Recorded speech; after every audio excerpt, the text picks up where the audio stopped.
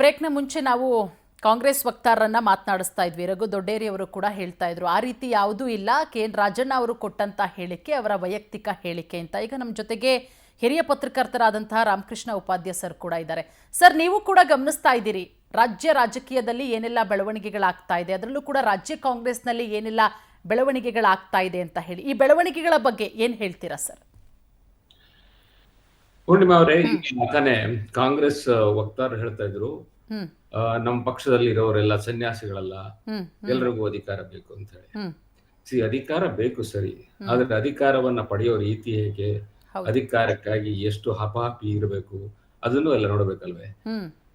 ಅವರು ತಿಳ್ಕೊಳ್ಬೇಕು ಜನ ಈಗ ಏನ್ ಮಾತಾಡ್ತಾ ಇದ್ದಾರೆ ಅಂದ್ರೆ, ಇವರು ಬರೀ ಸನ್ಯಾಸಿಗಳಲ್ಲ, ಇವರು ಬೀದಿ ನಾಯಿಗಳ ತರ ಕಿತ್ತಾಡ್ತಾ ಇದ್ದಾರೆ ಅಧಿಕಾರಕ್ಕಾಗಿ. ಆ ಲೆವೆಲ್ಗೆ ಹೋಗಿದೆ ರಾಜಕೀಯ, ಸ್ವಾಮಿ ತಿಳ್ಕೊಳ್ಳಿ. ಸೊ ಜನಗಳೇನು ಮೂರ್ಖರಲ್ಲ.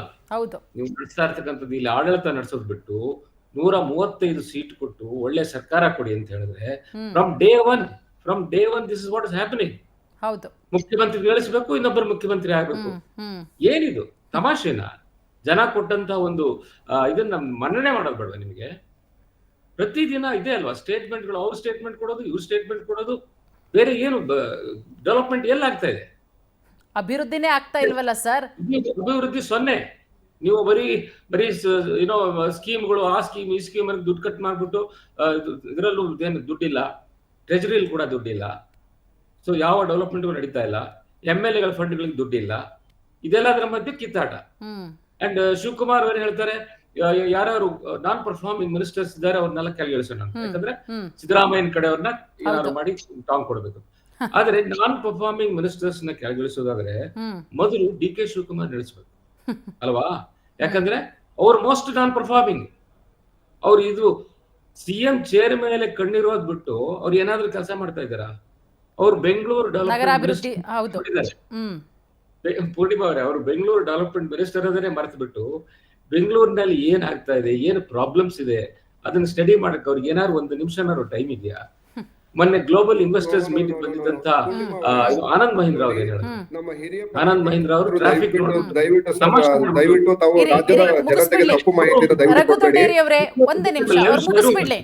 ಅದಕ್ಕಿಂತ ನಿಮಗೆ ನಾಚಿಕೆ ಆಗುವಂತ ಸ್ಟೇಟ್ಮೆಂಟ್ ಬೇಕಾ? ಸ್ವಲ್ಪ ಮೊದಲು ಇಲ್ಲಿ ಆಡಳಿತದ ಬಗ್ಗೆ ಗಮನ ಕೊಡಿ, ಆಮೇಲೆ ಹೈಕಮಾಂಡ್ ವಿಲ್ ಡಿಸೈಡ್ ಯಾರು ಚೀಫ್ ಮಿನಿಸ್ಟರ್ ಆಗಬೇಕು, ಯಾರು ಕಂಟಿನ್ಯೂ ಮಾಡಬೇಕು ಅಂತ. ಖಂಡಿತ ಹೇಳಿ ರಘು ದೊಡ್ಡೇರಿ ಅವರೇ, ಮಾತಾಡಿ ಈಗ. ನೋಡಿ ಮೊದಲನೇದಾಗಿ ನಮ್ಮ ರಾಮಕೃಷ್ಣ ಉಪಾಧ್ಯಾಯ ಅವರು ಒಂದು ಮಾತನ್ನ ಹೇಳ್ತಾ ಇದ್ರು, ಏನು DK ಶಿವಕುಮಾರ್ ಅವರು ಬೆಂಗಳೂರವ್ರ ಬಗ್ಗೆ ಬೆಂಗಳೂರಲ್ಲಿ ಏನ್ ನಡೀತಿದೆ ಅಂತ ಗೊತ್ತಿಲ್ಲ ಅಂತ.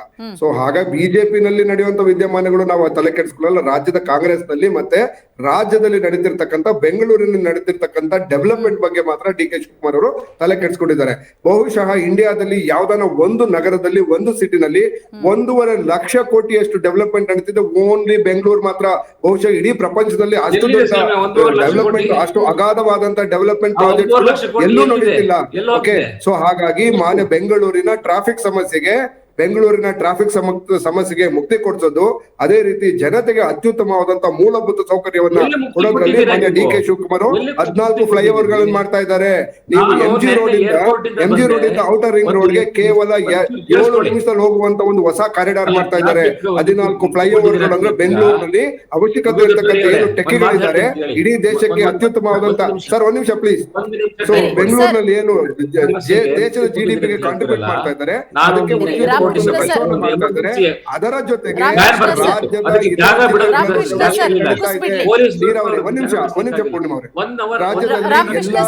ರಾಮಕೃಷ್ಣ ಸರ್, ರಘು ದೊಡ್ಡೇರಿ ಅವರು ಮುಗಿಸ್ಬಿಡ್ಲಿ. ಒಂದೇ ನಿಮಿಷ ರಘು ದೊಡ್ಡೇರಿ ಅವರೇ ಮಾತಾಡಿ, ಹೇಳಿ. ಸೊ ನಾನೇ ಹೇಳ್ತಾ ಇರ್ತಕ್ಕಂಥದ್ದು ಏನು ಅಂತ ಹೇಳಿದ್ರೆ, ಈ ದೇಶದ ಏನು ಅಭಿವೃದ್ಧಿಗೆ ನಾವು ರಾಜ್ಯದ ಕೊಡುಗೆ ಕೊಡ್ತಾ ಇದ್ದೀವಿ. ಅದೇ ರೀತಿ ಬೆಂಗಳೂರಲ್ಲಿ ಮಾತ್ರ ಅಲ್ಲ, ನಾವು ರಾಜ್ಯದ ಎಲ್ಲಾ ಜಿಲ್ಲೆಗಳಲ್ಲೂ ಅಭಿವೃದ್ಧಿ ಕಾರ್ಯಗಳನ್ನ ಕೆಲಸ ಮಾಡ್ತಾ ಇದ್ದೀವಿ. ನೀರಾವರಿ, ಬೆಂಗಳೂರಿಗೆ ನೀರಾವರಿ ತರ್ತಾ ಇದ್ದೀವಿ. ಸೊ ಇದು ಅದೇ ರೀತಿ ಎತ್ತಿನ ಹೊಳೆ ಪ್ರಾಜೆಕ್ಟ್ ಅನ್ನ ಕೇಂದ್ರ ಸರ್ಕಾರ ದುಡ್ಡು ಕೊಡದು ಹೋದ್ರೂ ಪರವಾಗಿಲ್ಲ, ನಾವೇ ಸ್ವಂತ ಇಂಪ್ಲಿಮೆಂಟ್ ಮಾಡ್ತಾ ಇದೀವಿ. ಎತ್ತಿನ ಹೊಳೆ ಈಗ ಏನು ಇಂಡಸ್ಟ್ರಿಯಲ್ ಮನ್ನತನೆ ಮಾಡಿದಂತ ಇನ್ವೆಸ್ಟರ್ಸ್ ಮೀಟ್ ಅಲ್ಲಿ 20 ಲಕ್ಷ ಉದ್ಯೋಗ ಸೃಷ್ಟಿ ಮಾಡ್ತಾ ಇದೀವಿ, ಪ್ಲಸ್ 10.3 ಲಕ್ಷ ಕೋಟಿ ಇನ್ವೆಸ್ಟ್ಮೆಂಟ್ ಬಂದಿದೆ, ಅಗ್ರಿಮೆಂಟ್ ಸೈನ್ ಆಗಿದೆ. ಸೊ ಇದು ರಾಜ್ಯದ ಅಭಿವೃದ್ಧಿ ಪರ್ವವನ್ನು ಆರಂಭಿಸಿದ್ದೇವೆ. ಬಹುಶಃ ಇಡೀ ದೇಶದಲ್ಲಿ ಯಾವ್ದಾದ್ರು ಒಂದು ಸ್ಟೇಟ್ ಇಷ್ಟು ಪ್ರಮಾಣದ ವೈಬ್ರೆಂಟ್ ಡೆವಲಪ್ಮೆಂಟ್ ಅನ್ನು ಕಾಣ್ತಾ ಇದೆ, ಅದು ಕರ್ನಾಟಕ ಮಾತ್ರ. ಸೊ ಹಾಗಾಗಿ ನಾವು ಗ್ಯಾರಂಟಿಯ ಜೊತೆಗೆ ರಾಜ್ಯದಲ್ಲಿ ಅಭಿವೃದ್ಧಿ ಗ್ಯಾರಂಟಿಯನ್ನು ಕೂಡ ಕೊಟ್ಟಿದ್ದೇವೆ. ಯಾಕೆಂತ ಹೇಳಿದ್ರೆ ನೀವು ಡೆವಲಪ್ಮೆಂಟ್ ಯಾವ್ದು ಕುಂಠಿತಾಗಿದೆ ಹೇಳಿ, ಯಾವ್ದಾರ ಒಂದ್ ನಿಂತಿದ್ಯಾ? ಎಲ್ಲಾ ಡೆವಲಪ್ಮೆಂಟ್ ಗಳನ್ನು ಮಾಡಿದೀವಿ. ನೀರಾವರಿ ಯೋಜನೆಗಳು ಕಂಟಿನ್ಯೂ ಮಾಡ್ತಾ ಇದೀವಿ, ರಸ್ತೆ ಯೋಜನೆಗಳನ್ನ ಕಂಟಿನ್ಯೂ ಮಾಡ್ತಾ ಇದೀವಿ. ರಾಜ್ಯ ಸರ್ಕಾರದಿಂದ ಬೀದರ್ ಟು ಬೆಂಗಳೂರು 700 ಕಿಲೋಮೀಟರ್ಗಳ ಹೊಸ ಹೈವೇನ ಡೆವಲಪ್ ಮಾಡ್ತಾ ಇದೀವಿ. ಆಯ್ತು, ನಿಮ್ಮ ಪ್ರಶ್ನೆಗೆ ಆನ್ಸರ್ ಮಾಡ್ತಾರೆ ರಾಮಕೃಷ್ಣ ಸರ್. ಈಗ ಅಭಿವೃದ್ಧಿ ಕೆಲಸಗಳು ಆಗ್ತಾ ಇದೆ, ಎಲ್ಲಿ ನಿಂತಿದೆ ಹೇಳಿ ಅಂತ ಹೇಳ್ತಾ ಇದ್ದಾರೆ ರಘು ದೊಡ್ಡೇರಿ ಅವರು. ಈಗ ನೀರಾವರಿಗೆ ದುಡ್ಡು ಕೊಟ್ಟಿದ್ದೀರಿ ಹೇಳಿದಿರಿ, ಎಲ್ಲಿ ಕೊಟ್ಟಿದ್ದೀರಿ? ಎಲ್ಲಾ ಪ್ರಾಜೆಕ್ಟ್ಗಳು ನಿಂತು ಹೋಗಿವೆ. ಆಮೇಲೆ ಬೆಂಗಳೂರಿನಲ್ಲಿ ಟಾಪಿಂಗ್ ಏನೋ ರೋಡ್ ಟಾಪಿಂಗ್ ವೈಟ್ ಟ್ಯಾಪಿಂಗ್ ಎಲ್ಲ ಅರ್ಧಕ್ಕೆ ನಿಂತಿದೆ. ನಮ್ಮ ಚಾಮರಾಜಪೇಟೆಗೆ ಬನ್ನಿ, ಇಲ್ಲಿ ಒಂದು ದೊಡ್ಡ ಕನ್ನಡ ಸಾಹಿತ್ಯ ಪರಿಷತ್ ಎದುರುಗಡೆ ಇರ್ತಕ್ಕಂಥ 100 ಅಡಿ ರಸ್ತೆ ಅಗದು 6 ತಿಂಗಳಾಯ್ತು. ಅಲ್ಲಿ ಬರೀ ಧೂಳು ತಿರ್ಕೊಂಡಿದೆ. ಅದನ್ನೇನು DK ಶಿವಕುಮಾರ್ ಅವರ ಶಿಷ್ಯಂಗ್ ಕೊಟ್ಟಿರ್ತಕ್ಕಂಥದ್ದು 100 crores ಪ್ರಾಜೆಕ್ಟ್. ಅದು ಅವನು ಕಂಪ್ಲೀಟ್ ಮಾಡಿಲ್ಲ, ಅದನ್ನ ಏನು ಮಾಡಕ್ ಆಗ್ತಾ ಇಲ್ಲ. ಸೊ ಇಂಥ ಒಂದು ಪರಿಸ್ಥಿತಿ ಕ್ರಿಯೇಟ್ ಮಾಡಿ ಇಟ್ಟಿದ್ದೀರಾ ನೀವು ಹೇಳ್ತಾ ಇದ್ದೀರಾ ನೀವು ಅಭಿವೃದ್ಧಿ ಆಗ್ತಾ ಇದೆ ಅಂತೇಳಿ. ಸ್ವಾಮಿ, ಸ್ವಲ್ಪ ಜನಗಳಿಗೆ ಕಣ್ಣಿದೆ, ನೀವು ಏನೋ ಹೇಳ್ಬಿಟ್ರೆ ಅದನ್ನ ನಂಬ್ಲಿಕ್ಕೆ ತಯಾರಿಲ್ಲ. ಮೇಡಮ್, ನೀವು ಹೇಳ್ದಂಗೆ ಇಲ್ಲಿ ಐ ಥಿಂಕ್ ಇವರು ರಾಜಣ್ಣ ಕೂಡ ಯತ್ನಾಳ್ ಆಗ್ತಾ ಇದ್ದಾರೆ. ಹಾಗೆ ನೀವು ನೋಡಿ JDS ಅಲ್ಲಿ ಕೂಡ ಇವರಿದ್ದಾರೆ, ಯಾರು ನಮ್ಮ ಗೌಡ್ರು, ಯಾವುದು ಮೈಸೂರಿನ ಗೌಡ್ರು. ಸೊ ಎಲ್ಲಾ ಪಕ್ಷದಲ್ಲೂ ಒಬ್ಬ ಡಿಸೈಡೆಂಟ್ ದೇವೇಗೌಡ್ರು, GT ದೇವೇಗೌಡ್ರು. ಸೊ ಎಲ್ಲಾ ಪಕ್ಷದಲ್ಲೂ ಒಂದೊಂದು ಡಿಸೈಡೆಂಟ್ಸ್ ಇದ್ದಾರೆ. ಇವರೇ ದೊಡ್ಡ ತಲೆನೋವಾಗಿದ್ದಾರೆ. ಹೈಕಮಾಂಡ್ಗಳು ಎಷ್ಟು ನಿರ್ಬಲವಾಗಿದೆ ಅಂದ್ರೆ they are not able to take any action.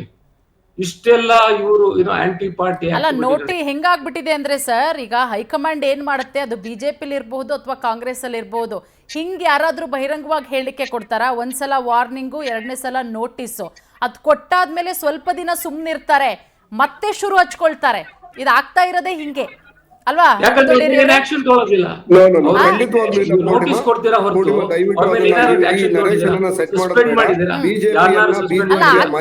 ನಾವು ಸೆಟ್ ಮಾಡ್ತಾ ಇಲ್ಲ ರಘು ದೊಡ್ಡೇರಿ ಅವರೇ. ನಾವು ಇದನ್ನೆಲ್ಲ ಸೆಟ್ ಮಾಡ್ತಾ ಇಲ್ಲ, ಆಗ್ತಿರೋದೇ ಹಿಂಗೆ. ಪೂರ್ಣಿಮಾ ಅವರೇ ದಯವಿಟ್ಟು ಕೊಡಿ, ಯಾಕೆ ನಾನು ರಿಮೋಟ್ ಅಲ್ಲಿ ಇರೋದ್ರಿಂದ. ನೋಡಿ, ಕಾಂಗ್ರೆಸ್ ನ ನಾಯಕರು ಕೆಲವರು ತಮ್ಮ ವೈಯಕ್ತಿಕ ಅಭಿಪ್ರಾಯವನ್ನ ವ್ಯಕ್ತಪಡಿಸಿದ್ದಾರೆ. ಒಂದು ಆಂತರಿಕ ಪ್ರಜಾಪ್ರಭುತ್ವ ವ್ಯವಸ್ಥೆಯಲ್ಲಿ ಅವರು ಕೂಡ 50 ವರ್ಷ ಪಕ್ಷದ ಮತ್ತು ರಾಜ್ಯದ ಹಿತಕ್ಕೋಸ್ಕರ ಕೆಲಸ ಮಾಡಿರೋದ್ರಿಂದ ಅವರು ವೈಯಕ್ತಿಕ ಅಭಿಪ್ರಾಯ ಪಡಿಸಿರೋದ್ರಲ್ಲಿ ಏನು ಸರ್ವ ಸ್ವತಂತ್ರರು. ಪಕ್ಷಕ್ಕೆ ಏನಾದ್ರು ಡ್ಯಾಮೇಜ್ ಆಗ್ತದೆ ಅಂತ ಹೇಳಿದ್ರೆ the party will take a right action at the right moment, will definitely take an action immediate ಆಗಿ. ಸದ್ಯದ ಪರಿಸ್ಥಿತಿಯಲ್ಲಿ ಎಲೆಕ್ಷನ್ ಬರುತ್ತೆ ರಘು ದೊಡ್ಡೇರಿ ಅವರೇ. ನಾನು ವೈಯಕ್ತಿಕವಾದಂತ ಅಭಿಪ್ರಾಯನ ಮಂಡನೆ ಮಾಡಿದ್ದೀನಿ. ಯಾರಿಗೂ ಏನೋ ಇದನ್ನ ಮಾಡೋದಲ್ಲ, ಯಾರಿಗೂ ನಾವು ಇದನ್ನ ಏನು ಕೆಟ್ಟದ್ ಬಯಸ್ತಾ ಇಲ್ಲ ನಾವು ಅಂತ ಅವರೇ ಕ್ಲಿಯರ್ ಆಗಿ ಹೇಳಿದ್ದಾರೆ. ಪಕ್ಷಕ್ಕೆ ಮುಜುಗರ ತರುವಂತ ಪ್ರಯತ್ನ ನಾನು ಮಾಡ್ತಿಲ್ಲ ಅಂತ ಹೇಳ್ತಿದ್ದಾರೆ. ನಾನೇ ಹೇಳ್ತಕ್ಕಂಥದ್ದು ಏನು ಅಂದ್ರೆ ಅವರು ವೈಯಕ್ತಿಕ ಅಭಿಪ್ರಾಯ ಹೇಳಿದ್ದಾರೆ. ಅದರಿಂದ ಪಕ್ಷಕ್ಕೆ ಡ್ಯಾಮೇಜ್ ಆಗ್ತದೆ, ಹೈಕಮಾಂಡ್ ಖಂಡಿತ ಆಕ್ಷನ್ ತೆಗೆದುಕೊಳ್ತದೆ. ಕಾಂಗ್ರೆಸ್ ಪಕ್ಷ ಯಾವತ್ತು ನಿರ್ದಾಕ್ಷಿಣ್ಯ ಕ್ರಮವನ್ನೇನಾದ್ರು ತೆಗೆದುಕೊಳ್ತದೆ ಅಂದ್ರೆ ಕಾಂಗ್ರೆಸ್ ಪಕ್ಷ ಮಾತ್ರ. ಬಿಜೆಪಿನಲ್ಲಿ ಒಂದು ಅವರು ಬಿಜೆಪಿನಲ್ಲಿ ಎಲ್ಲಾ ನಾಯಕರನ್ನ ಕಂಟ್ರೋಲ್ ಮಾಡಕ್ಕಾಗಿಲ್ಲ. ಯಾಕೆಂದ್ರೆ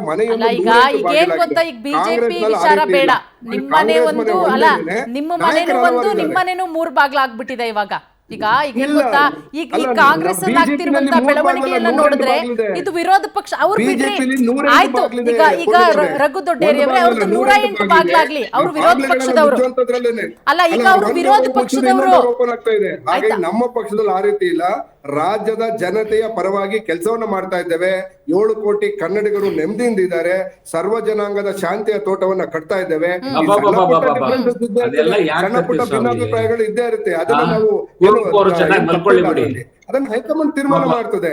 ಅದೇ ರೀತಿ ಅವ್ರನ್ನ ಇನ್ನೊಂದು ಮಾತು ಯಾಕೆ ಹೇಳ್ತೇನೆ, ಎಬ್ಬಿಸ್ತೀರಿ? ಮುಖ್ಯಮಂತ್ರಿಗಳಾಗಿರ್ಬೋದು ಮತ್ತೆ DCM ಆಗಿರ್ಬೋದು, ಅಧ್ಯಕ್ಷರನ್ನ KPCC ಅಧ್ಯಕ್ಷರನ್ನ ಅದು ಹೈಕಮಾಂಡ್ ತೀರ್ಮಾನ ಮಾಡ್ತದೆ. ಯಾರೋ ನಾಯಕರುಗಳು ಹೇಳಿದ್ರು ಅಂದ್ರೆ ತಕ್ಷಣ ಬದಲಾಗೋದಿಲ್ಲ. ಅಲ್ಲ, ಆದ್ರೆ ನಿಮ್ಮ ಅದನ್ನ ಒಂದು ನಾಯಕರೇ procedure ಹೇಳಿರೋದು ಇದೆ. ಆ ರಘು procedure ದೊಡ್ಡೇರಿ ಅವರೇ, ಪ್ರಕಾರ ಯಾರೋ follow ಮಾಡ್ತೀವಿ. ನಾಯಕರಲ್ಲ, ನಿಮ್ಮ ನಾಯಕರು, ನಿಮ್ಮ ಸಚಿವರೇನೆ, 50 ವರ್ಷ ರಾಜಕೀಯದಲ್ಲಿದ್ದಂತ ಹಿರಿಯ ಸಚಿವರನ್ನೇ ಕೊಡ್ತಾ ಇರುವಂತ ಹೇಳಿಕೆ, ಯಾರೋ ಹೇಳಿಕೆ ಕೊಟ್ಟಿರೋದಲ್ಲ. ಮತ್ತೆ ನೀವು ಹೇಳಿದ್ರಿ ಅದು ಅವರವರ ಅವ್ರು ವೈಯಕ್ತಿಕವಾಗಿ ಹೇಳಿದ್ದಾರೆ. ಅದು ವೈಯಕ್ತಿಕ ಪಕ್ಷದ ಹೇಳಿಕೆಯನ್ನ ಪಕ್ಷದ ತೀರ್ಮಾನ ಹೈಕಮಾಂಡ್ ಅಲ್ಲ ಬಳಿ ಹೋಗಿ ಪೂರ್ಣಿಮಾ ಹೇಳಿ, ಅವರೇ. ಹಿಂಗಿದೆ ಅಂತ ಹೇಳಿ ಅದನ್ನ ಬಂದು ರಾಜ್ಯದ ಜನರ ಮುಂದೆ ಹೇಳುವಂತ ಅವಶ್ಯಕತೆ ಏನಿದೆ ಅಲ್ವಾ? ಇಲ್ಲ, ಖಂಡಿತವಾಗ್ಲೂ ಅದು ವೈಯಕ್ತಿಕ ಹೇಳಿಕೆ ಹೆಂಗಾಗುತ್ತೆ? ಹೈಕಮಾಂಡ್ ಅದು ಪಕ್ಷಕ್ಕೆ ಮುಜುಗರ ತರೋ ಕೆಲಸ ಮಾಡಿದ್ರೆ ಖಂಡಿತವಾಗ್ಲೂ ಕರೆದು ಬುದ್ಧಿ ಹೇಳುವಂತ ಕೆಲಸ ಮಾಡೇ ಮಾಡ್ತಾರೆ. ಈಗೇನು ನಾವು ಚರ್ಚೆ ಮಾಡ್ತಾ ಇದ್ದಾರೆ SC ಏನು ಪಕ್ಷಕ್ಕೆ ಇನ್ನೂ ಮುಜುಗರ ಆಗಿಲ್ವಾ?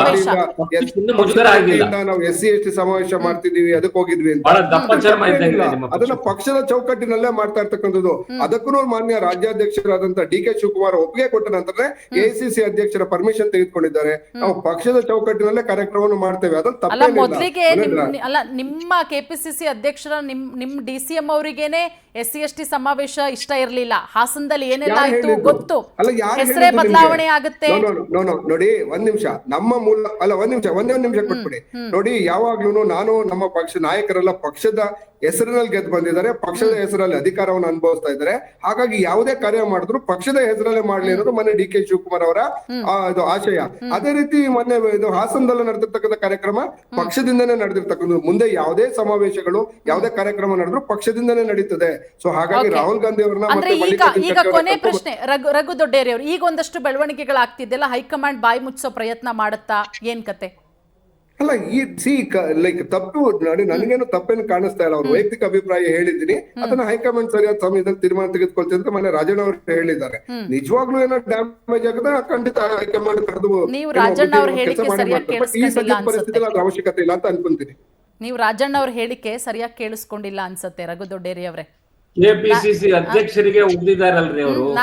ಅಲ್ಲ, ಸದಾಶಿವನಗರದಲ್ಲಿ 4 ಮನೆ ಮಾಡಿದ್ದೀನ, ತುಮಕೂರಲ್ಲಿ ಮಾಡಿದ್ದೀನ, ಯಾರಿಗೆ ಹೇಳಿದ್ದೆಲ್ಲ? ಅಲ್ಲ, ಅದನ್ನ ನಾವೇನು ಅಸಂಪ್ಷನ್ ಯಾಕೆ ಮಾಡ್ಕೊಳ್ಬೇಕು ನಾವು? ಅದನ್ನ ಅಸಂಪ್ಷನ್ ಅಲ್ಲ, Assumption ಅಲ್ಲ. ಎಷ್ಟು ಜನ ಅವ್ರು ಸತ್ಯ ಹೊರಗೆ ಇಟ್ಟಿದ್ದಾರೆ. ಮಾಡಿದಾರ. ಸತ್ಯ ಹೊರಗೆ ಇಟ್ಟಿದ್ದಾರೆ. ರಮೇಶ್ ಜಾರಕಿಹೊಳಿ ಅವರು BJP ನಾಯಕರು, ಯಡಿಯೂರಪ್ಪನವ್ರ ಮನೆ ಎಲ್ಲಿದೆ? ಓಕೆ, ಸೊ ಹಾಗಾಗಿ ಮನೆಗಳನ್ನ ಅವರು ಬಿಸ್ನೆಸ್ ಮಾಡಿ ಮಾಡ್ಕೊಂಡಿದ್ದಾರೆ. ಯಾರ ಹತ್ರ ಭಿಕ್ಷೆ ಬೇಡ ಮಾಡಿಲ್ಲಲ್ಲ, ಅವರವರು Okay. ಯೋಗ್ಯತೆ ಅನುಸಾರ ಅವ್ರ ಸಾಮರ್ಥ್ಯ ತಕ್ಕಂಗೆ ಮನೆಗಳು ಮಾಡಿದ್ದಾರೆ. ಅದನ್ನ ನಾವು ದೊಡ್ಡದಾಗಿ ತಗೊಳ್ಳೋ ಒಂದು ಅಸಂಪ್ಷನ್ ಇವ್ರಿಗೆ ಸಾಮರ್ಥ್ಯ ಎಲ್ಲಿಂದ ಬಂತು ಸ್ವಾಮಿ? ಒಂದು ವಾರದ ಮೊದಲು ಎಲ್ಲಿಂದ ಬಂತು ಆ ಸಾಮರ್ಥ್ಯ ಅವ್ರಿಗೆ? ಓಕೆ, ರಘು ದೊಡ್ಡೇರಿ ಅವರೇ, ರಾಮಕೃಷ್ಣ ಸರ್, ಅಸಂಪ್ಷನ್ ಇದನ್ನ ಏನು ಅವರಿಗೆ ಹೇಳಿರೋದು ಅಂತ ಅನ್ಕೋಬೇಡಿ ಅಂತ ಹೇಳ್ತಿದ್ದೀರಾ ನೀವು? ಅಲ್ಲ, ಅಸಂಪ್ಷನ್ ಜರ್ನಲಿಸಂ ಮಾಡಬೇಡಿ ಅಂತ ಮಾನ್ಯ ಸಿದ್ದರಾಮಯ್ಯನವರು ಮೊನ್ನೆ ಹೇಳಿದ್ದಾರೆ. ದಯವಿಟ್ಟು ಅಸಂಪ್ಷನ್ ನಾವು ಮಾಡ್ಕೊಂಡು ಜನತೆಗೆ ಕನ್ಫ್ಯೂಸ್ ಮಾಡೋದು ಬೇಡ ಅಂತ ನನ್ನ ಮನವಿ. ಓಕೆ, ನೋಡೋಣ. ಥ್ಯಾಂಕ್ ಯು ರಘು ದೊಡ್ಡೇರಿ ಅವರೇ, ಹಾಗೆ ರಾಮಕೃಷ್ಣ ಉಪಾಧ್ಯಾಯ ಸರ್, ತಮಗೂ ಕೂಡ ಥ್ಯಾಂಕ್ ಯು ಸೋ ಮಚ್ ನಮ್ಮ ಜೊತೆಗೆ ಜಾಯ್ನ್ ಆಗಿ ಮಾತನಾಡೋದಕ್ಕಾಗಿ.